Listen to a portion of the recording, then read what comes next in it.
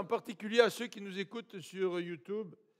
Tout à l'heure, avant de débuter, j'ai vu que, en fait, Alexandre m'a dit que Hugo était branché. En fait, je ne sais pas si c'est Hugo ou Lynn, mais en tout cas, Alexandre peut voir qui est branché sur son cellulaire. Moi, je ne peux pas le voir. Mais en tout cas, je vous souhaite à tous la bienvenue. Et nous pensons toujours à ceux qui sont malades parmi nous. Et je vous rappelle donc de continuer à prier pour nos frères et sœurs qui sont en convalescence. Simon qui est en convalescence, Brunet qui est en convalescence, Denis Maisonneuve qui est en convalescence. Priez aussi pour ceux qui sont malades, qui suivent du traitement. Nous pensons à notre sœur Paul. Continuons à prier pour chacun d'entre eux.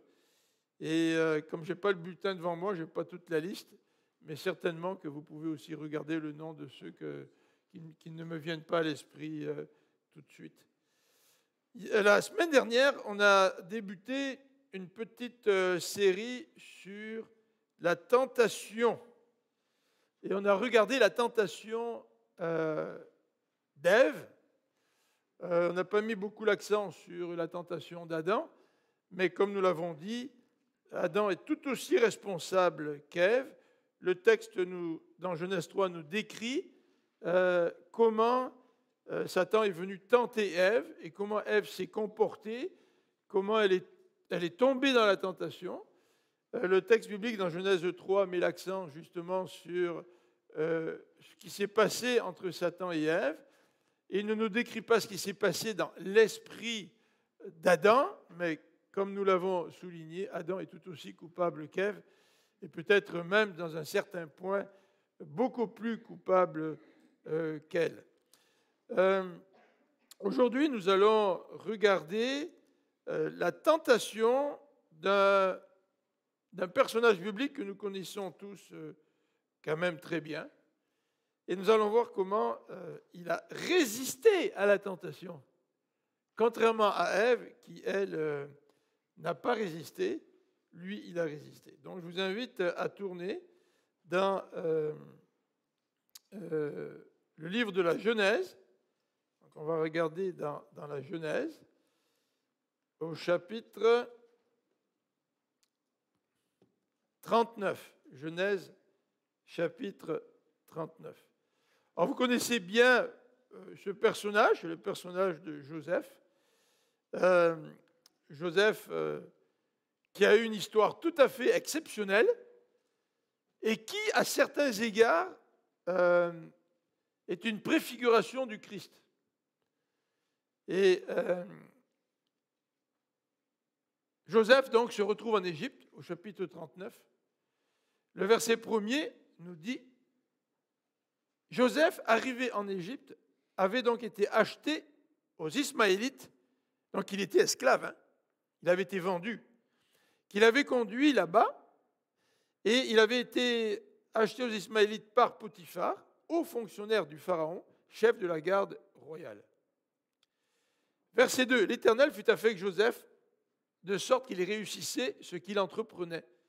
Il demeurait dans la maison de son maître égyptien. Celui-ci remarqua que l'Éternel était avec Joseph et faisait prospérer tout ce qu'il entreprenait. Ainsi, Joseph obtint la faveur de son maître, qui l'attacha à son service personnel. Il l'établit comme intendant sur sa maison et lui confia la gérance de tous ses biens. À partir de ce moment-là, l'Éternel bénit la maison de l'Égyptien à cause de Joseph. Sa bénédiction reposait sur tout ce qu'il possédait, dans sa maison comme au champ. Alors Potiphar laissa tout ce qui lui appartenait entre les mains de Joseph, ne s'occupant plus de rien sauf de ses repas. À tous les cas, il faut croire à la lecture de ce passage que je suis encore plus béni que Potiphar, parce que moi, je ne m'occupe même pas de mes repas. Ce qui est un souci pour ma femme, car elle me demande à chaque jour, qu'est-ce qu'on mange? Qu'est-ce que tu veux pour manger? Donc, vous voyez, Potiphar, il n'avait qu'un seul souci, de se préoccuper de ce qu'il mangeait. Joseph était un bel homme ayant un beau visage. Après ces événements, nous dit le verset 7, la femme de son maître porta les yeux sur lui et lui dit « Couche avec moi !» Mais il refusa et dit à la femme de son maître « Mon maître ne me demande compte de rien dans la maison. Il m'a confié tous ses biens. Lui-même n'a pas plus d'autorité que moi ici, et il ne m'a rien interdit, excepté toi, parce que tu es sa femme. Comment commettrais-je un acte aussi mauvais et pécherais-je contre Dieu ?» Vous voyez déjà, la réaction de Joseph face à la tentation, elle est un petit peu différente de celle d'Ève dans Genèse au chapitre 3. Verset 10. Jour après jour, elle revenait à la charge. Mais Joseph ne voulait pas l'écouter, refusant de coucher à côté d'elle et d'être avec elle. Un certain jour, Joseph était entré dans la maison pour faire son travail. Aucun domestique ne se trouvait là. Alors elle l'agrippa par son vêtement en disant « Couche avec moi !» Mais il lui abandonna son vêtement entre les mains et s'enfuit dehors. Quand elle vit qu'il s'était enfui dehors, en lui laissant son vêtement entre les mains, elle se mit à crier pour appeler ses domestiques, puis elle leur dit « Voyez cela, il nous a amenés... » C'est qui il? Potiphar, son mari. « Il nous a amené un Hébreu pour se jouer de nous. Il est venu vers moi pour coucher avec moi, mais j'ai crié très fort. Quand il a entendu que je poussais des cris pour appeler à l'aide, il a abandonné son vêtement à côté de moi et s'est enfui dehors. » Elle garda le vêtement de Joseph à côté d'elle jusqu'au retour de son mari à la maison.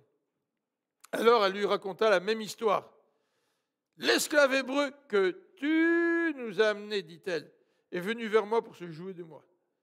Quand je me suis mise à crier pour appeler au secours, il a abandonné son vêtement à côté de moi et s'est enfui dehors. Quand le maître de Joseph entendit le récit de sa femme qui lui disait « Voilà comment ton serviteur s'est comporté envers moi », il se mit dans une grande colère. Il fit saisir Joseph pour le jeter dans la maison d'arrêt où étaient détenus les prisonniers du roi.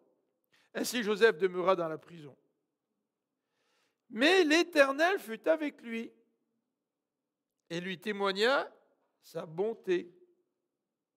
Il lui fit gagner la faveur du commandant de la prison.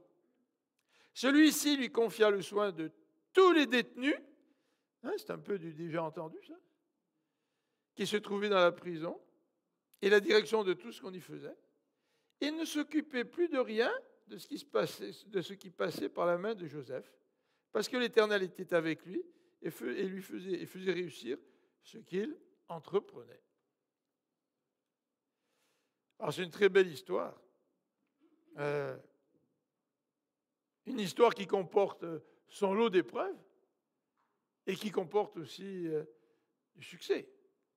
Mais, autant au début du chapitre qu'à la fin, il est toujours esclave, Joseph. Alors regardons ensemble la situation de Joseph en guise d'introduction. La situation de Joseph dans ce chapitre 39. Joseph était l'objet de la jalousie de ses frères. Il a été l'objet de la jalousie de la convoitise de la femme de Potiphar. Mais avant d'être l'objet de la convoitise de la femme de Potiphar, Joseph était l'objet de la jalousie de ses frères. Vous connaissez l'esclave, vous connaissez le récit. Et ses frères, alors qu'il avait été envoyé par son père pour prendre des nouvelles de ses frères qui gardaient les troupeaux, ses frères ont saisi l'occasion pour l'attraper, ils voulaient le tuer et faire croire à son père, ils ont fait croire à son père qu'il avait été dévoré par une bête féroce. Alors ils voulaient le tuer, mais ils ont changé d'idée et l'ont vendu comme esclave alors qu'il était âgé de 17 ans aux Ismaélites, une caravane d'Ismaélites qui passait par là pour se rendre en Égypte. Ça commence bien ta vie à 17 ans. À 17 ans, si nous ne sommes pas chrétiens, si nous ne croyons pas en Dieu, nous dirions que le sort s'est acharné sur ce jeune homme. Trahi par ses frères, vendu comme esclave à 17 ans. Et lorsque nous lisons les récits de la Genèse, nous voyons qu'il est devenu le bras droit du Pharaon, c'est-à-dire, en quelque sorte, si on compare aujourd'hui, le Premier ministre, qui aiderait un président, hein, le bras droit du président, un Premier ministre. C'est le cas dans le système politique en France, puisqu'on a un président qui choisit son Premier ministre et qui forme son gouvernement.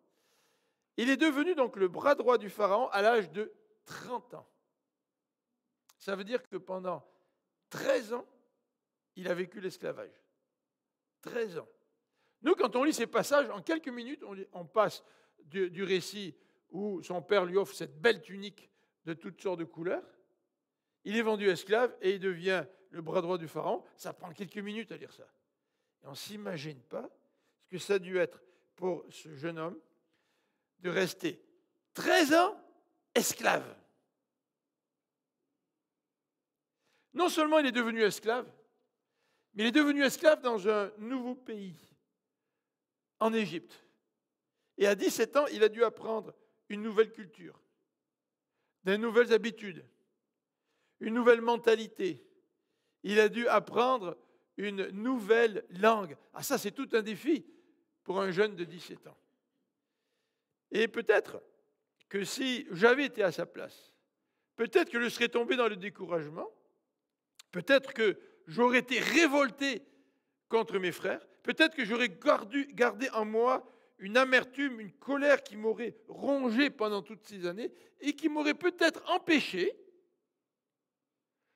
d'avoir le succès que Joseph a connu. Parce que lorsque la colère et l'amertume te rongent à l'intérieur, ça prend tellement de ton énergie que tu ne peux pas te concentrer pleinement dans la vie qui est devant toi. Et certainement que Joseph n'était pas animé de tous ces sentiments qu'il aurait pu avoir d'un certain côté à juste titre.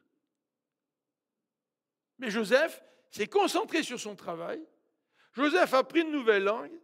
Joseph a appris une nouvelle culture. Joseph s'est intégré dans une nouvelle mentalité au point où il a tellement bien réussi qu'il est devenu en quelque sorte l'intendant de toute la maison de Potiphar. Mais un intendant assez particulier puisque Potiphar lui faisait totalement confiance. Vous savez, quand on a des biens et qu'on a un gérant pour nous, ou un intendant pour nous, on aime bien toujours garder un œil, hein, pour savoir si le travail se fait bien, pour savoir si on ne se fait pas rouler par en arrière. Et en fait, ça a été le problème de Joseph, parce que la femme de Potiphar a dit à son mari, « Tu t'es fait rouler par Joseph, peut-être pas dans les finances ou dans la gestion, mais il a voulu abuser de moi. » Donc, Joseph a connu un succès progressif. Combien de temps ça a pris avant qu'il soit à la tête de la maison de Potiphar? Ça a dû prendre quand même un certain temps, quelques années. Il a fallu qu'il fasse ses preuves, il a fallu qu'il apprenne la langue, il a fallu qu'il apprenne la culture, etc. Donc ça a dû prendre du temps. Il a dû persévérer, Joseph, pour arriver à la situation dans laquelle il se trouvait. Alors ce matin, j'aimerais regarder avec vous, en rapport avec ce titre que nous avons à l'écran, La tentation de Joseph. Maintenant qu'on a vu l'arrière-plan, là, ce que je voudrais regarder avec vous, c'est la force de la tentation. Vous savez, quand nous, on est tenté et qu'on tombe, nous avons souvent la réaction suivante, ce n'est pas ma faute, c'était trop dur, les circonstances m'ont amené là. Et on a la tendance d'amener toutes sortes d'excuses pour justifier le fait que nous sommes tombés. Vrai? Nous le faisons par exemple lorsque nous mettons en colère contre, par exemple, nos enfants, ou même nous mettons en colère contre quelqu'un, lorsque nous sommes blessants par nos paroles, parce que nous-mêmes nous avons été blessés. Hein. Alors, nous utilisons toutes sortes de raisons pour justifier notre comportement, pour justifier nos paroles blessantes, pour justifier notre colère, alors que la Bible nous dit, tu as peut-être des raisons d'être en colère, mais quand tu es en colère, ne pêche point. Et souvent, lorsque nous sommes en colère, nous péchons contre quelqu'un, mais nous trouvons des excuses à notre comportement. N'est-ce pas? Donc, la force de la tentation peut être une excuse. Ah, tu sais, quand je suis rentré du travail, là, j'étais tellement fatigué, puis ça a été dur avec les clients et le patron. Puis là, les gamins sont arrivés, puis... Ouais, je sais, j'ai éclaté, mais... Hein, le petit mot « mais » renferme beaucoup d'excuses. Alors, la force de la tentation. Ensuite, comment résister à la tentation? Parce que Joseph n'a pas succombé. Contrairement à Ève, Joseph n'a pas succombé à la tentation. Alors, comment a-t-il fait pour résister à la tentation? Comment nous pouvons-nous faire pour résister à la tentation quand nous sommes tentés? Ça va vite des fois, la tentation, vous savez. Ça va même très vite. Et souvent, sans même avoir très réfléchi, nous nous rendons compte que nous sommes en train de pécher. Je ne sais pas si ça vous arrive comme ça.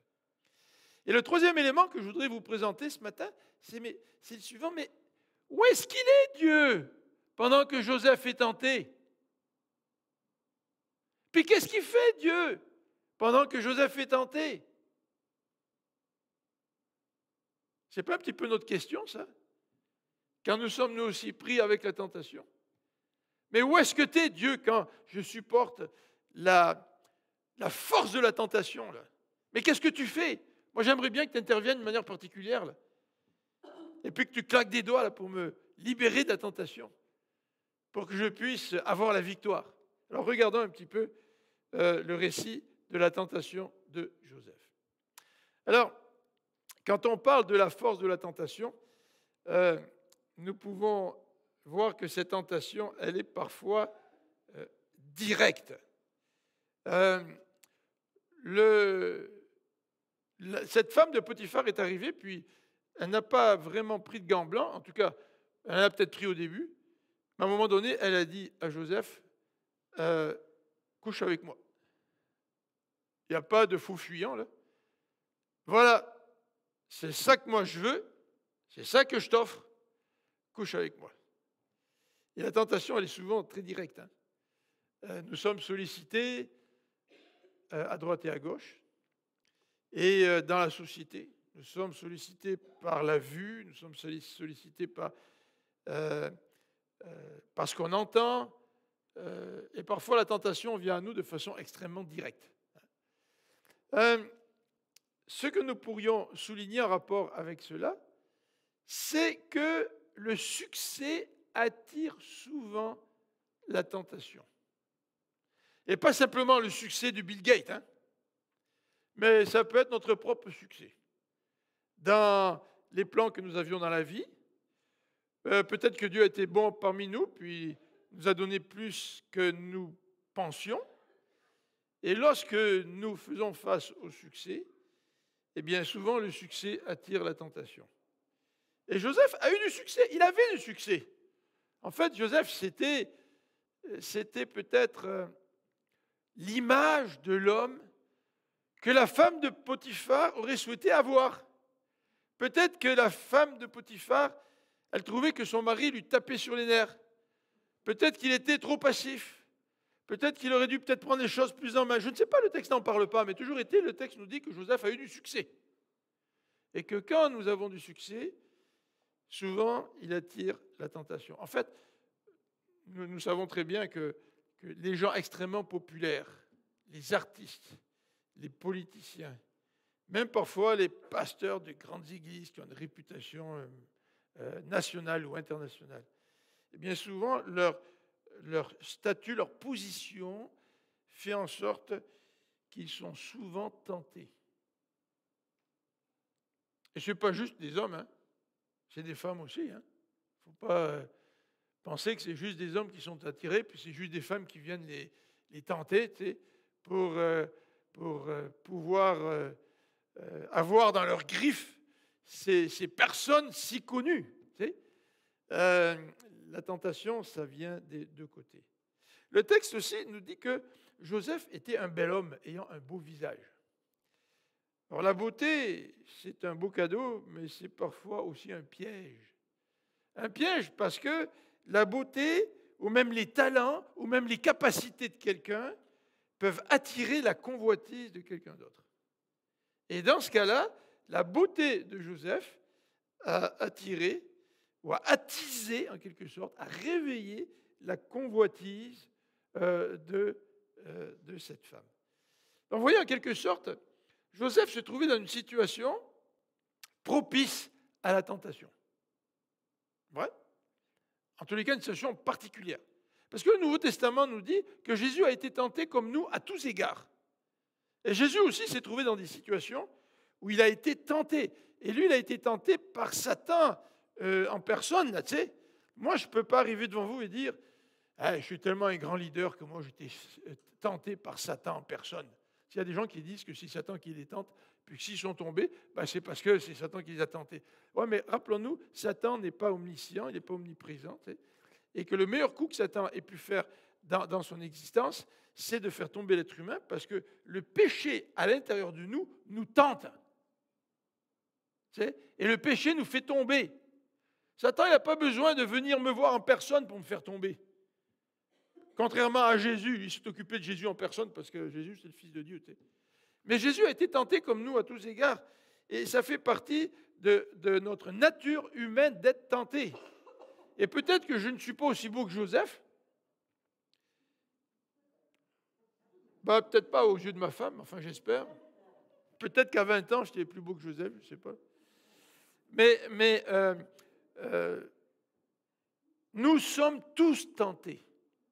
Nous sommes tous tentés parce que nous avons une nature pécheresse. La tentation que Jésus a subie, ça a été rude comme tentation. Il ne faut pas dire que ça a été facile. Il faut rappeler qu'il était dans le désert là, pendant 40 jours, puis il n'a pas mangé pendant 40 jours. Tu es dans un état de faiblesse parce que tu n'as pas mangé pendant 40 jours. Et Satan choisit le moment où Jésus peut être le plus faible pour venir le faire chuter. Mais Jésus, parce qu'il n'était pas pécheur, n'est pas tombé même s'il était physiquement faible. Être faible physiquement, ce n'est pas un péché. Hein. Alors, la tentation, elle est humaine. Mais la tentation peut aussi flatter quelqu'un. Vous savez, quand on nous fait miroiter devant nous les royaumes de la terre, comme Satan fait miroiter à Jésus, ça peut être flatteur. Hey, qui suis-je, moi, pour pouvoir recevoir tout ce qui m'est proposé? Tu sais, tu finis tes études, tu as un nouveau travail, et puis ton patron vient te proposer des responsabilités, c'est nouveau, c'est flatteur. Tu sais. Mais attention, là, avec ce que propose ton patron, est-ce qu'il ne veut pas t'inciter à être malhonnête? Tu sais, parfois, la tentation vient enrobée dans du chocolat. Tu sais. Mais à l'intérieur, c'est de l'amertume, c'est du poison. Là, tu sais. Et souvent, on succombe à la tentation parce qu'on est flatté, parce que la manière dont la tentation se présente est attirante. Elle est attirante, cette tentation-là. Et un beau gars qui est dans la force de l'âge et qui a peut-être les hormones au tapis, je ne sais pas, la Bible ne nous dit pas les détails, mais il vient voir une femme, puis ce n'est pas n'importe quelle femme, c'est la femme du boss. Et la femme du boss, tu vois, son statut social.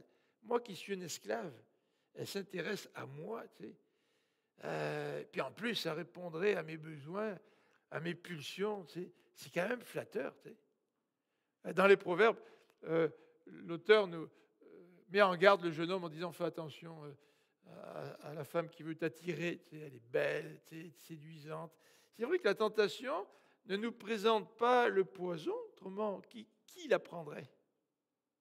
Qui succomberait à la tentation? La tentation, elle a de la force.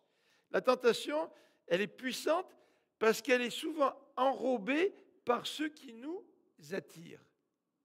Et nous avons l'impression que ce qui nous attire est bon pour nous. C'est une impression. Parce qu'une fois que nous sommes pris dedans, on est fait. Alors, la tentation ici, dans ce passage, elle est non seulement directe, avec toutes les descriptions que je viens d'en faire, mais elle est aussi continuelle. Elle est violente en quelque sorte, comme on va le voir, dans les versets 10 à 12. Dans les versets 10 à 12, le texte nous dit que cette femme, jour après jour, revenait à la charge, jour après jour, jour après jour. Bon, probablement que l'expression jour après jour signifie que c'était continuel.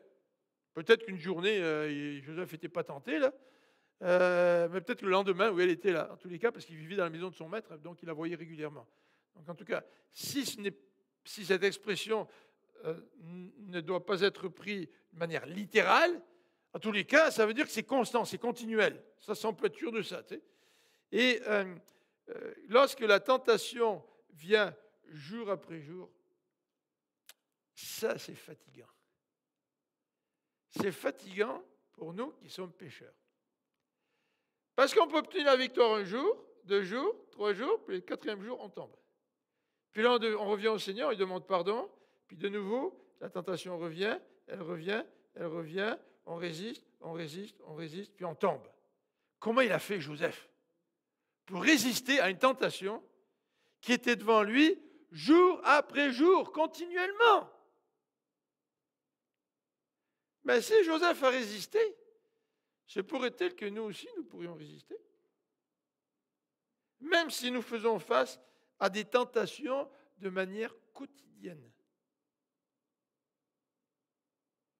Il y a des gens qui se sont sevrés de la drogue ou de l'alcool, qui disent qu'ils vivent constamment avec la tentation de retomber. Moi, j'ai un ami qui me disait, il faut que je fasse attention aux endroits que je visite à Montréal, parce que j'ai déjà pris de la drogue. Et je sais que ça pourrait revenir. Mais grâce à Dieu, ça fait plus de peut-être 30 ans que je le connais, puis il n'est pas retombé. Donc on peut vivre avec la tentation sans tomber. Même si on peut vivre avec la tentation de manière continuelle. Mais en tant que chrétien, le Seigneur veut nous appeler à savoir comment faire face à la tentation. Et Joseph est un bon exemple pour nous. Et Jésus aussi. Alors rappelons-nous, elle est continuelle, cette tentation. Vous savez, il y a une expression, un proverbe qui dit l'occasion fait le larron. Vous connaissez ce proverbe-là? Qu'est-ce que ça veut dire, l'occasion fait le larron? Ça veut dire que si tu te trouves dans une situation particulière, tu pourrais, par exemple, voler, alors que habituellement dans ta vie, tu ne volerais pas. D'accord? Et souvent on utilise ce proverbe pour nous avertir. Fais attention des occasions qui se présentent devant toi, fais attention des situations dans lesquelles tu vas te mettre, parce que cette situation-là peut devenir une occasion pour toi de tomber, alors que dans ta vie habituelle, tu ne tomberais pas. Donc fais attention. C'est pour ça qu'on dit que dans les relations, par exemple, entre hommes et femmes, il faut faire attention de ne pas se mettre dans des situations où on pourrait tomber. Alors aujourd'hui on dit, ouais, mais tu sais, il y a un gros débat en tout cas dans les milieux évangéliques, ou en tout cas ça a été discuté. Les pasteurs, quand ils forment des ouvriers, ils forment que des gars. Parce qu'ils ne veulent pas former des femmes, parce que s'ils sont trop près des femmes, l'occasion pourrait faire le larron. Alors, il y a des gens qui disent, oui, mais en Christ, on est un, il n'y a plus ni homme ni femme, donc le Seigneur nous donne une liberté les uns avec les autres, donc nous pouvons faire fi de ces différences-là entre les hommes et les femmes. Alors, dans plusieurs de nos églises, ce que nous disons, nous formons des équipes de formation, et si l'équipe qui est en formation est composée seulement d'hommes, pas de problème, un gars peut former des hommes, quoique aujourd'hui, avec toutes les orientations sexuelles qui sont dans la société, on ne sait jamais ce qui peut arriver ou les circonstances dans lesquelles on peut se trouver. Mais si l'équipe est formée d'hommes et de femmes, qu'est-ce que tu fais? Peut-être que c'est bien de faire une formation de groupe, une formation qui comprend et des hommes et des femmes, pour éviter qu'un homme soit seul à former une femme, par exemple. Et on a entendu malheureusement des scandales qui sont arrivés, comme par exemple à l'église de Willow Creek. Vous savez, cette église de plus de 15 000 ou 20 000 membres, je ne sais plus. Là. Et c'est une église dans laquelle ils ont dit, tout le monde peut servir, hommes et femmes, tout le monde peut être leader, hommes et femmes. Et puis il y avait une grande promiscuité, en quelque sorte, entre les ouvriers. Et à la fin de son ministère, quand le pasteur de cette église a décidé de remettre le leadership de l'Église à un couple, à un homme et une femme qui n'étaient pas mariés. Il s'est avéré que ce pasteur-là avait eu des problèmes dans ses relations dans le passé avec des femmes qui travaillaient dans le leadership de l'Église. Et c'est sorti en grand jour et ça fait un gros scandale. À finir ton ministère, ta dernière année, sur cette base-là. Et le nouveau couple qui avait été nommé pasteur pour remplacer, donc c'était des co-leaders, un homme et une femme, ils ont dû démissionner parce que, évidemment, dans ce contexte, on dit, est-ce que les leaders, ils ont dénoncé la chose? Est-ce que les leaders ont pris position? Ou est-ce qu'ils n'ont pas trop, un petit peu couvert ces situations? Vous comprenez ce que je veux dire, hein? Et un tel scandale peut rejaillir même sur d'autres leaders dans l'Église. L'occasion peut faire le larron. En fait, le proverbe le dit, l'occasion fait le larron. Il dit même pas peut faire, il fait le larron. Puis moi, je remercie Dieu que Dieu ne m'ait pas placé dans certaines situations où j'aurais pu commettre certains péchés. Parce que si j'avais été dans ces situations-là, je les aurais probablement... Non, je ne devrais pas dire probablement. Je les aurais commis.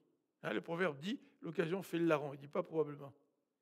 Et chacun d'entre nous, nous pouvons toujours remercier Dieu qui n'est pas permis que nous soyons dans certaines situations où nous aurions tombé. Au lieu de nous gonfler la poitrine et penser qu'on est meilleur chrétien que notre.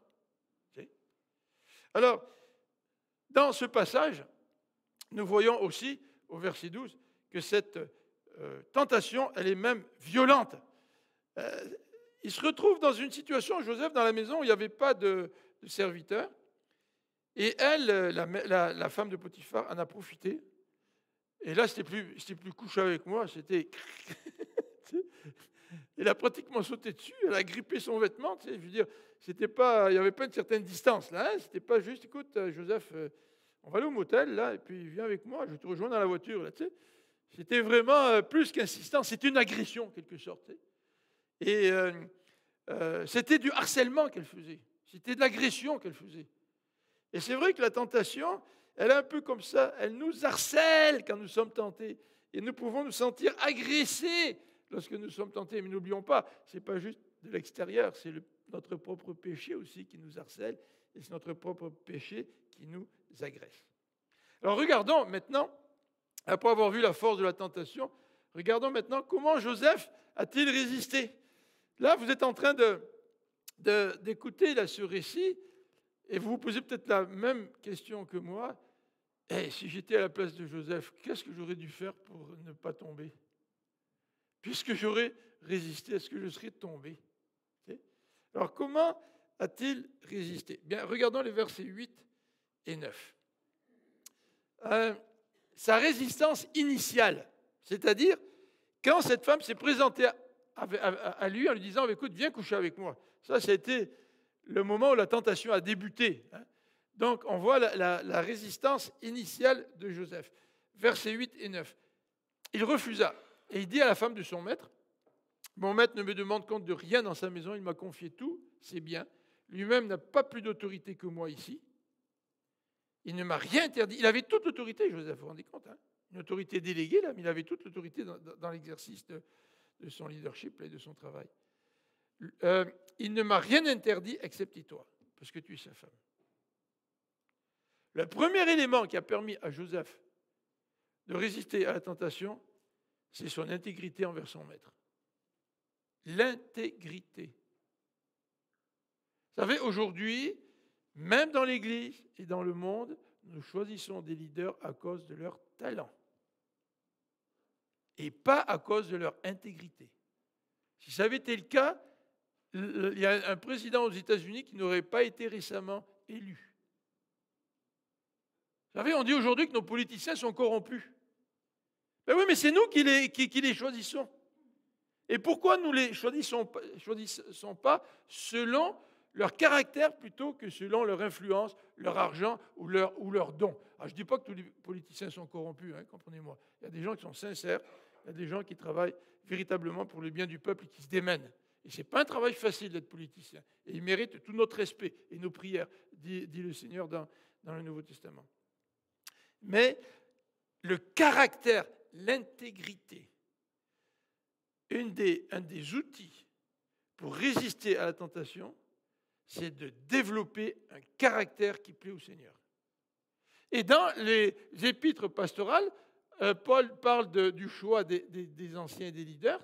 Et si vous remarquez, il ne nous dit pas que l'ancien ou le diacre soit doué dans tel ou tel domaine, dans l'administration, ou doué dans la musique, ou doué dans ceci, doué dans cela. Tu sais, on ne met pas beaucoup l'accent sur les dons. Les dons sont essentiels pour exercer le ministère. De toute façon, tout le monde a des dons dans l'Église. Tu sais. Mais il met l'accent sur le caractère. Donc la vie chrétienne, marcher avec Dieu, c'est développer un caractère chrétien. Et ici, Joseph avait une qualité qui l'a empêché de succomber à la tentation, c'était l'intégrité.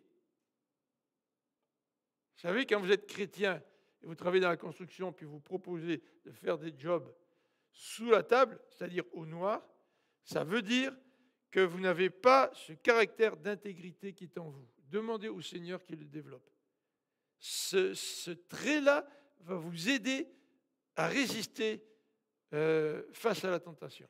Il y a d'autres traits de caractère que nous retrouvons en Jésus-Christ qui peuvent nous aider à résister à la tentation. Mais dans ce cas-là, Joseph souligne clairement l'intégrité envers son maître. Ensuite, regardez ce que dit Joseph. Joseph, il dit, « Comment commettrais-je un acte aussi mauvais et pécherais-je contre Dieu ?» Joseph a une conception du péché extrêmement claire. Le péché, c'est un péché. Et Joseph ne joue pas avec le péché. Joseph ne flirte pas avec le péché. Joseph identifie le péché tel qu'il est et il voit le péché comme Dieu voit le péché. Et si nous commençons à tergiverser, ouais, l'arbre du fruit est pas mal bon. Mais c'est vrai que ça pourrait nous ouvrir les yeux, tu sais, ça pourrait nous ouvrir notre compréhension. Là, nous commençons à établir des nuances dans le péché. Et plus nous établissons des nuances, plus nous diluons ce qu'est le péché, et plus nous sommes sensibles au péché. Et pour Joseph, c'était hors de question. Comment est-ce que je pourrais poser un acte aussi mauvais ? C'est incompréhensible pour Joseph de poser un acte aussi mauvais. Quelle est notre réaction face au péché ? Aujourd'hui, nous sommes souvent anesthésiés face au péché. En fait, on voit tellement de péchés qui se déroulent devant nous à la télévision qu'on accepte ça comme... en tous les cas, si ce n'est pas comme normal, c'est tellement présent dans notre vie qu'on n'est plus trop offusqué. Tu sais. Et c'est vrai que parfois, en tant que chrétien, je me rappelle, moi, les générations passées, par exemple la génération de mes parents, il y a beaucoup de choses qui les offusquaient, tu sais, dans le comportement de certaines personnes. Et c'est bien d'être offusqué, mais il ne faut pas tomber dans le légalisme. Hein?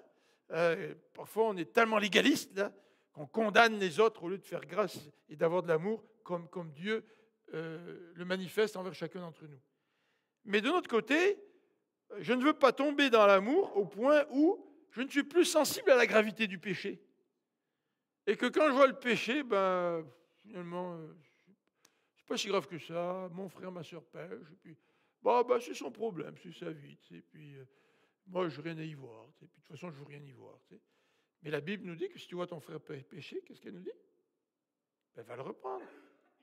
Puis de l'autre côté du spectre, là, on a des gens qui jouent aux policiers envers tout le monde, qui n'ont aucune sagesse, qui n'ont aucun discernement, qui sont là toujours pour condamner tout le monde.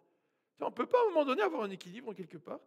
Aimer notre frère au point où on va parler avec lui si on voit un problème, en tout cas si on croit avoir un problème, parce que parfois on se trompe, et en même temps faire preuve d'amour, et non pas de jugement, en même temps faire preuve d'acceptation, en même temps montrer au frère que nous aussi on est pécheurs, on n'est pas mieux que lui, au lieu d'aller le voir au point où il se sent écrasé, jugé, condamné, et surtout pas aidé, parce que quand tu vas voir quelqu'un pour le reprendre, s'il a un problème, tu dois être la première personne qui va lui proposer de l'aide. Et l'aide, ce n'est pas juste lui dire quoi faire. C'est la prière, c'est parfois une aide pratique. Donc, on accompagne quelqu'un, n'est-ce pas? Quand on l'aime et quand on veut l'aider, on le fait avec nos enfants. Pourquoi on ne le ferait pas avec nos frères et sœurs? Donc, le péché est un péché. Puis, regardez à la suite du verset, il dit, comment pécherai-je contre Dieu?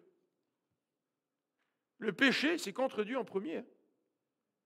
Dans le psaume 51, David, il dit, j'ai péché contre toi seul, quand il se repent. Ben, voyons donc, il n'a pas péché contre Uri, il a fait mettre à mort. Tu sais? Mais oui, il a péché contre Uri. David le sait qu'il a péché contre Uri. Mais David sait aussi que la première personne contre qui on pêche quand on cède à la tentation, c'est contre Dieu lui-même. Et il avait la crainte de Dieu, Joseph. Et c'est ce qui fait qu'il a résisté à la tentation. Parce que Seigneur, je ne peux pas pécher contre toi. Je ne peux pas tuer celui que tu es. C'est inacceptable pour moi de pécher contre toi. Maintenant, pensons un petit peu à tout ce qui fait l'objet de tentation dans notre vie. Honnêtement, là, honnêtement. Est-ce que nous sommes intègres face aux autres? Parce que souvent, notre péché a des conséquences sur les autres. En tous les cas, pratiquement toujours, le péché a des conséquences envers les autres. Même si on ne le voit pas tout le temps. Ça a des conséquences. Si je pêche et que vous ne voyez pas mon péché, mais que ça affecte mon ministère, ça a des conséquences pour la vie de l'Église, ça a des conséquences dans votre vie aussi. Même si vous ne le voyez pas, et même si moi, quand je pêche, je ne le vois pas. Donc, est-ce que dans votre tentation, est-ce que vous réalisez que céder à la tentation, ça va avoir des conséquences autour de vous? Est-ce que vous avez vraiment identifié les choses comme étant péché et que vous appelez chat un chat, puis un chien, c'est un chien? Le péché, c'est un péché. Et troisièmement, est-ce que vous craignez l'Éternel? Est-ce que je crains l'Éternel au point où, pour moi, c'est devenu intolérable, inacceptable, même que de penser à succomber au péché? Ce n'est pas étonnant que Joseph ait résisté. Mais regardons un petit peu plus loin. Le verset 10 et 12 nous dit que cette tentation, elle est continuelle, jour après jour, jour après jour, jour après jour. Le texte nous dit, Joseph ne voulait pas l'écouter. Joseph, il sait que quand tu commences à écouter, ta résistance commence à diminuer. Qu'est-ce que tu écoutes? Qu'est-ce que j'écoute? Et est-ce que j'écoute? Est-ce que ce que j'écoute modifie mon comportement? Est-ce que j'écoute est pour moi une source de tentation? Si ce que tu écoutes est une source de tentation, arrête d'écouter. Joseph, il ne voulait pas écouter. Il ne voulait rien savoir. Moi, j'imagine Joseph, il voyait la maîtresse de maison, il commençait à s'approcher de lui. Il ne veut rien savoir, il s'en va. Alors Joseph n'était pas en train de se dire, ouais, peut-être elle va penser que je suis impoli, puis il devrait peut-être lui sourire, et puis lui faire des façons, puis tout ça. Non, quand il est question de tentation, puis de tomber, là, c'est une question de vie ou de mort. Joseph ne voulait pas écouter. Alors ça n'empêche pas que tu peux être poli, mais si tu ne veux pas écouter. Mais Joseph ne voulait pas écouter. Écouter la tentation. Deuxièmement, il refuse d'être avec elle ou d'aller avec elle. Donc, Joseph a dû éviter le plus possible, selon sa capacité, bien sûr, des moments où il était seul avec elle. Il s'est dit, non, il ne faut pas que je sois seul avec elle. Là, je suis trop tenté, là, tu sais. Et Joseph n'a pas hésité à prendre les mesures qu'il fallait. Mais voilà que Joseph se fait piéger en quelque sorte. Il est dans la maison, il n'y a personne, puis elle en profite. Elle profite de la situation. Et qu'est-ce que fait Joseph au verset 12? Eh bien, il s'enfuit. Il fuit. Non, il ne faut pas que je fuis dans la tentation. Il faut que je montre que moi, je suis fort. Parce que c'est une preuve de faiblesse que de fuir la tentation. Moi, je peux résister, là. Oui, mais parfois, la résistance demande que tu fuis. Et Joseph n'a pas hésité à fuir. Donc, il ne veut pas écouter, il refuse d'être avec elle, et il fuit. Conclusion. Où est Dieu dans tout ça? Où est Dieu dans nos tentations? Eh bien, les versets 2 et 3 nous disent que Dieu était avec Joseph. verset 2. L'Éternel était avec Joseph, de sorte qu'il réussissait dans ce qu'il entreprenait. Mais regardez la fin du chapitre, au verset 23. Joseph est en prison. Il a été injustement condamné. Il ne s'occupait plus rien de ce qui se passait par la main de Joseph, ça c'est le directeur de la prison, parce que l'Éternel était avec lui. Alors pourquoi ces deux versets-là se retrouvent au début du chapitre et à la fin du chapitre? C'est pour souligner que Dieu était avec Joseph alors qu'il était esclave chez Potiphar. Il était avec Joseph alors qu'il était toujours esclave et en prison. C'était un prisonnier esclave. Mais Dieu était aussi avec Joseph pendant la tentation. Puisque ces deux versets-là encadrent le chapitre qui est devant nous. Dieu était dans son succès et Dieu était aussi dans la tentation. Et parce que Joseph a résisté, bien Dieu a utilisé Joseph de manière extraordinaire. Où est Dieu dans nos tentations? Mes amis, Dieu est là. Mais qu'est-ce que nous faisons pour résister à la tentation? Prenons l'exemple sur Joseph. Mais la deuxième question, c'est qu'est-ce que fait Dieu quand nous sommes tentés? Eh bien, Dieu accomplit son plan en arrière-scène. Dieu préparait déjà l'accomplissement de son plan. Il a préparé son plan pour pouvoir créer une nation. Il l'avait dit au patriarche, il avait dit, je vais faire de vous une grande nation. Dieu préparait son plan, alors que Joseph passait par des moments extrêmement difficiles. Et Dieu, non seulement il a préparé une nation, mais il a préparé un moyen pour sauver cette nation de la famine au travers de Joseph, au travers de la résistance à Joseph, à la tentation. Si Joseph n'avait pas résisté, ça aurait peut-être été pire. Il aurait peut-être été mis à mort, je ne sais pas. Au moins, il n'a pas couché avec la femme de Potiphar. Et il ne serait peut-être pas devenu le bras droit de Pharaon.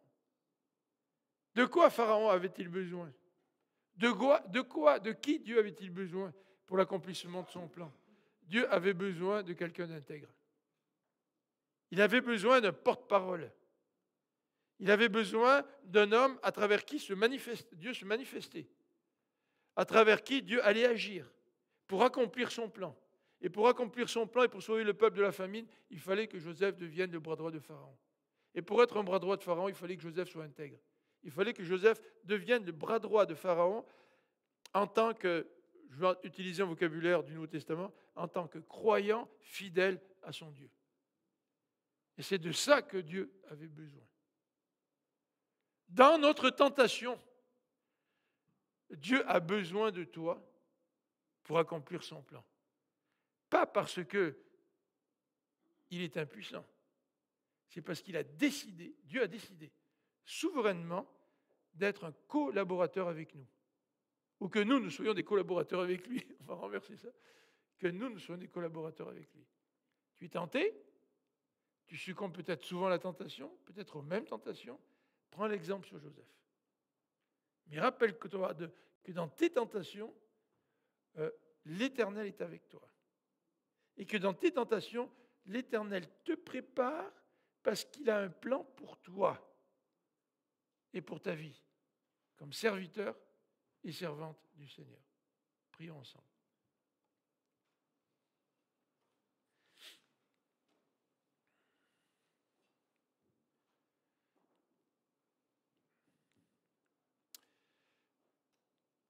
Seigneur notre Dieu, merci pour ce beau texte. C'est un texte lumineux en fait, même si on voit les situations terribles dans lesquelles Joseph se trouve. Joseph brille dans ces ténèbres par son comportement. Et ce texte est lumineux, Seigneur, parce que toi, tu brilles à travers Joseph et parce que tu lui donnes du succès, parce que c'est un homme intègre, un homme qui te craint, un homme qui sait ce que c'est que le péché, qui ne veut rien savoir, un homme qui sait comment lutter contre la tentation. Seigneur, que la beauté de ce texte nous attire et puisse nous faire envie. Que nous puissions être une lumière face à la tentation, comme Joseph l'a été. Parce que Seigneur, ce que nous voulons, c'est que tu nous utilises. C'est que nous puissions briller de toi, de ta lumière, pour attirer davantage d'hommes et de femmes à toi.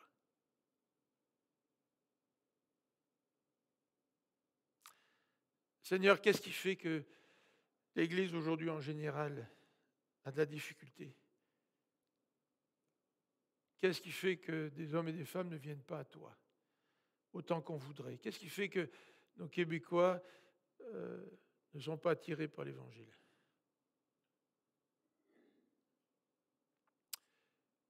Est-ce que c'est un peu ma faute? Est-ce que c'est un peu le style de vie que j'ai? Est-ce que c'est un peu parce que je ne sais pas comment résister à la tentation? Est-ce que la raison, c'est que je ne reflète pas assez ta personne, ta grandeur, ta beauté, au point où je ne suis peut-être pas le co-ouvrier que tu voudrais que je sois?